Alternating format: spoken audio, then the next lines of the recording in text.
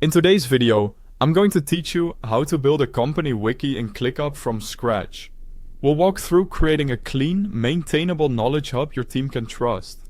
By the end, you'll have a single place for procedures, guidelines, and FAQs, organized in a way that's easy to update and even easier to find.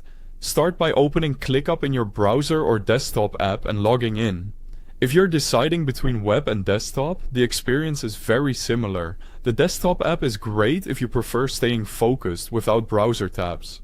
You'll find the website link and the desktop and mobile download links right at the top of the description, so grab those if you need them.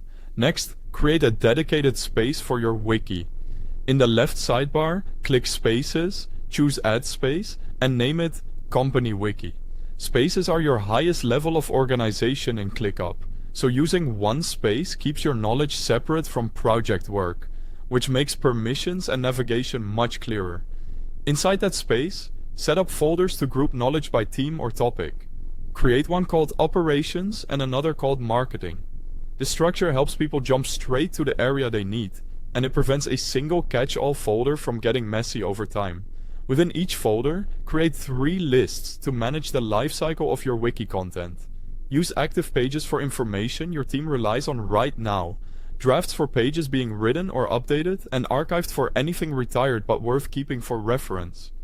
This simple workflow nudges everyone to keep content fresh without deleting history. Now, add a task for each wiki page you need. For example, create tasks for Employee Handbook, Marketing Guidelines, Product Knowledge Base, and Customer Support FAQs. Treat each task like the page itself. Use the task description to write the content, add links, and include any screenshots. Keep titles clear and consistent so search works in your favor. To make tracking effortless, add fields like priority, assignee, due date, and status. Priority signals what needs attention first.